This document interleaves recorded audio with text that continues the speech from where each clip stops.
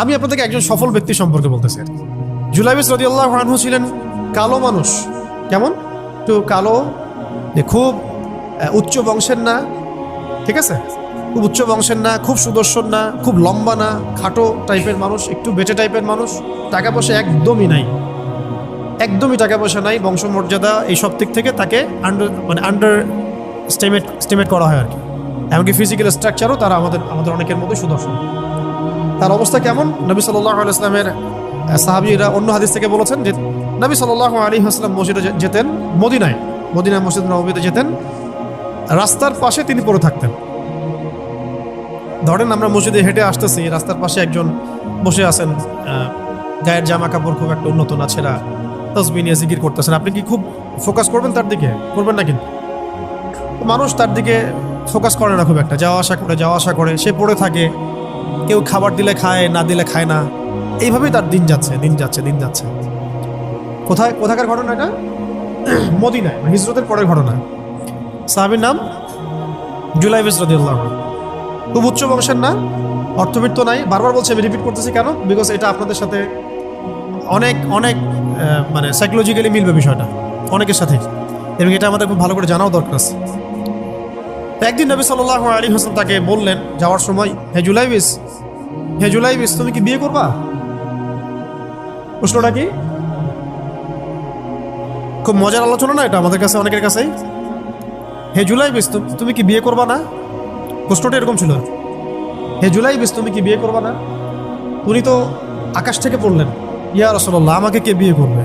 আমার না আছে চেহারা সুরত, না আছে আমার বংশমর্যাদা, না অর্থবিত্ত, আমি কিভাবে বিয়ে করবো? কে মেয়ে দিবে আমাকে? কে আমাকে মেয়ে দিবে? তো ওদিন নবী সাল্লাল্লাহু আলাইহি ওয়াসাল্লাম চলে গেলেন, কিছু বললেন না। পরের দিন আবার বললেন, ইয়া জুলাইবিস, আলা তাতাজাওয়াজ, তুমি কি বিয়ে করবা না? একই উত্তর, ইয়া রাসূলুল্লাহ, আপনি গতকালকে এক কথা বললেন, আবার বলতেছেন বিয়ে করবেন, আমাকে কে বিয়ে করবে? তৃতীয় দিন নবী সাল্লাল্লাহু আলাইহি ওয়াসাল্লাম আবার বললেন, আলা তাতাজাওয়াজ ইয়া জুলাইবিস, তুমি কি বিয়ে করবে না হে জুলাইবিস? তিনি এবার বলছেন, আপনি কি আমার সাথে রসিকতা করতেছেন? আমাকে কে বিয়ে করবে? তো নবী সাল্লাল্লাহু আলাইহি ওয়াসাল্লাম বললেন যে অমুক আনসারী সাহাবীর বাসায় যাও। অমুক আনসারী সাহাবীর বাসায়, আনসারী সাহাবী কারা? যারা মুহাজির সাহাবীদেরকে আশ্রয় দিয়েছেন। অমুক আনসারী সাহাবীর বাসায় যাও, সেখানে একজন বিবাহযোগ্য নারী আছে, মেয়ে আছে, তাকে গিয়ে বলো যে আমি রাসূল সাল্লাল্লাহু আলাইহি ওয়াসাল্লামের পক্ষ থেকে আমার বিয়ের প্রস্তাব নিয়ে আসছি। তিনি গেলেন, যাওয়ার পরে বললেন যে আমাকে প্রস্তাব সহ পাঠানো হয়েছে। মেয়ের বাবা আর মায়ের রিয়াকশন ছিল অনেকটা সাধারণত যা হয় তেমন আর কি।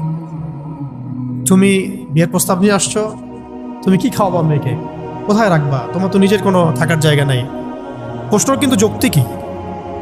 আমি মেয়ের তো বাবা, আমিও তো এই প্রশ্নই করবো নাকি? প্রশ্ন করবেন না? আপনার মেয়ে থাকলে এভাবে প্রশ্ন করবেন তো আপনি। তো তারাও সেই প্রশ্ন করলেন, এমনকি এক পর্যায়ে রিফিউজ করে দেওয়া হলো, না এটা পসিবল। এই কথাগুলো, কনভারসেশনগুলো ভিতর থেকে শুনছিলেন সেই মেয়ে নিজেই, আনসারী সাহাবী, মদিনার আনসারী মেয়ে। মদিনার আনসারী মেয়েরা কিন্তু অনেক সুদর্শন, তৎকালীন সময় গেছে, উচ্চ বংশের, সুদর্শন, খুবই ইলেম বলা হতেন তারা, হিপস ক্ষমতা খুব থাকতো, খুবই জজবাওয়ালা, মানে জিহাদের মাঠে একদম যুদ্ধ করেছেন তারা একদম। নবী সাল্লাল্লাহু আলাইহি ওয়াসাল্লামের আশেপাশে ছিলেন।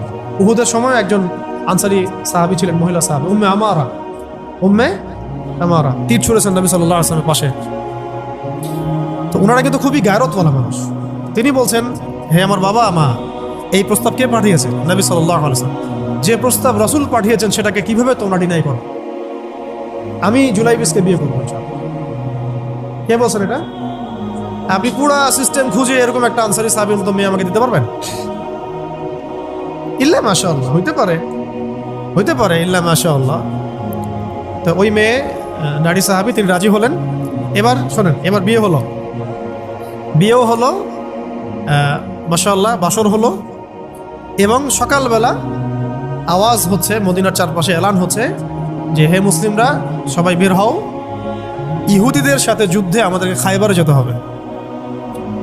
ইহুদিদের সাথে যুদ্ধে আমাদেরকে খায়বার আক্রমণ করতে হবে। নবী সাল্লাল্লাহু আলাইহি ওয়াসাল্লাম তোমাদেরকে আদেশ করেছেন। এটা কিন্তু হুদাইবিয়া সন্ধির পরের ঘটনা।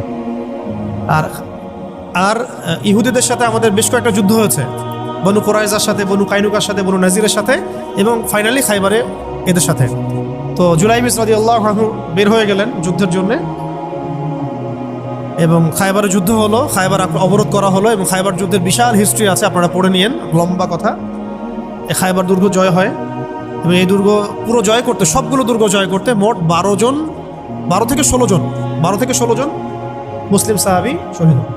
12 থেকে 16 জন বা 18 জনের মতো, এই ফিগার এইটুকুর মতো, 12 থেকে 16 বা 18, এতটুকু এত কম সংখ্যক সাহাবী শহীদ হয়েছেন খায়বার যুদ্ধ জয়ে। আর ইহুদিদের তো বহু ইহুদি মারা গেছে।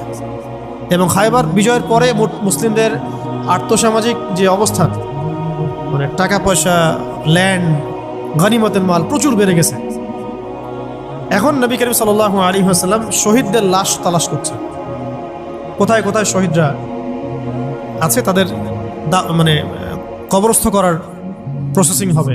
উহুদ যুদ্ধেও তো হয়েছে না, ওই রকমই প্রত্যেকটা যুদ্ধেই তো এটা হতো। লাশগুলো তালাশ করতে করতে করতে করতে করতে একটা কর্নারে গিয়ে তিনি দেখলেন সেখানে জুলাইবিস রাদিয়াল্লাহু আনহুর লাশ পড়ে আছে। কার?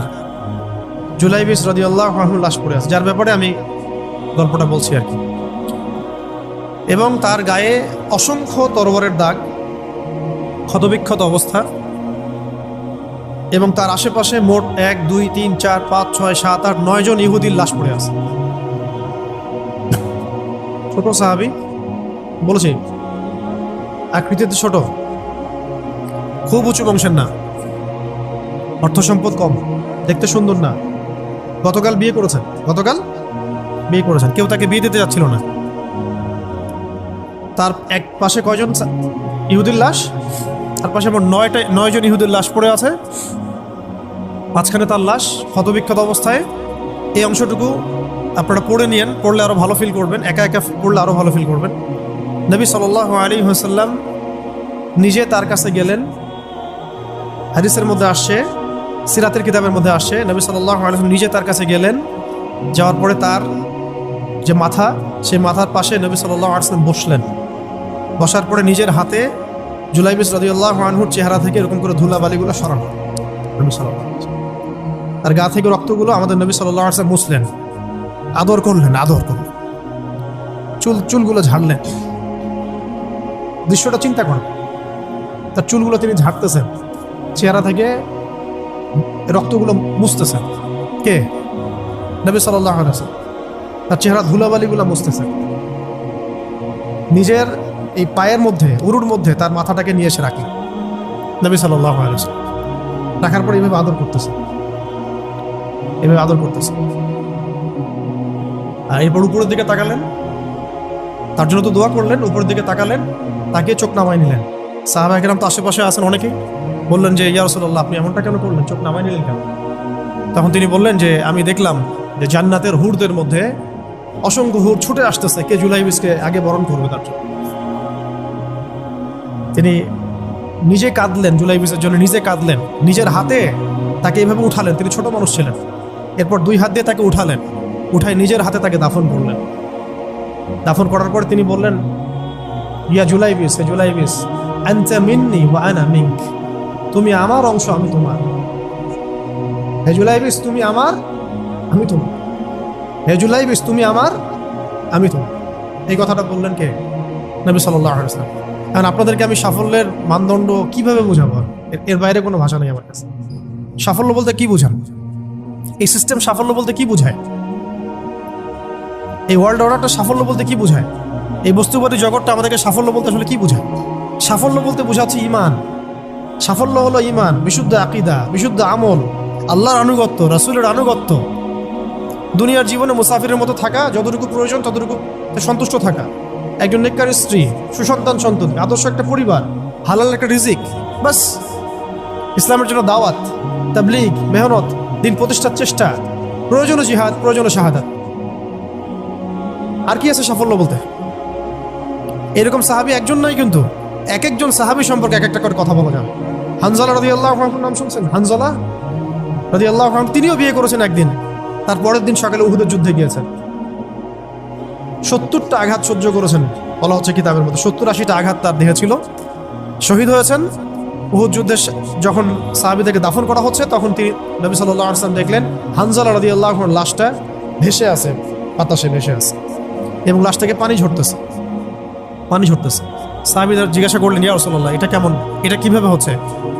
তখন নবীজি বললেন যে হানজালা গত রাতে বিয়ে করেছে, গোসল করার সময় পায় নাই, সে সকালবেলা চলে আসে যুদ্ধের মাঠে, ফেরেশতারা তাকে গোসল দিচ্ছে, এটার পানি পড়ছে, আমরা দেখতে পাচ্ছি। সাফল্যের সঙ্গে আসলে কি? তো আল্লাহ পাক আমাদেরকে আসলে দুনিয়ার হাকিকত বোঝার তৌফিক দান। কিছু কিছু আইডিওলজি আছে যেটা আপনার ভিতর চলে আসলে বাকি সব ঠিক হয়ে যাবে। আর এগুলোর যদি ভিতরে ঠিক মতো না বলবৎ হয়, আপনাকে আমি ডালপালার ক্রাইসিস সমাধান, ওয়ার্ল্ড অ্যাফেয়ার্স, ইকোনমি এইসব বুঝে দিনের দিকে হেদায়েত দিতে পারবো না। কিছু বিষয় ভিতর থেকে আসতে হবে, যে আগে আপনাকে হাকিকত বুঝতে হবে, আসলেই দুনিয়া কি, আখেরাত কি, গন্তব্য কোথায়, কোত্থেকে আসছি, কোথায় যাব, কোত্থেকে আসছি, আমরা যাব কোথায়, কোত্থেকে আসছি, যাব কোথায়, মাঝখানের সময় আমার কাজ কি, কে আমার নবী, কি আমার দিন, আমার দিনের মৌলিক বিষয়গুলো কি, দিনের ইলম কি, আমল সালেহ কি, দিন প্রতিষ্ঠার মেহনত কাকে বলে, কি কি করলে আল্লাহ পাক আমাকে কালকে আমাদের মাঠে নবীদের, শহীদদের, সিদ্দিকদের সাথে হাসর করাবেন। এটা হলো সাফল্যের মূল কথা। এর মানে এই না যে দুনিয়াতে আমরা কিছুই করব না, ব্যবসা করব না, আমরা চাকরি বাকরি করব না, আমরা মানে মুআমালাত মুআশারাত করব না, বিষয়টা তো এমন নয়। কিন্তু কথা হচ্ছে আমাদের মূল উদ্দেশ্যটা কি হবে। স্ত্রী সন্তান তো আমাদেরও আছে, কেন আপনি তাদের ভরণ পোষণ দিবেন, কেন তাদেরকে আপনি বড় করবেন সুন্দর করে?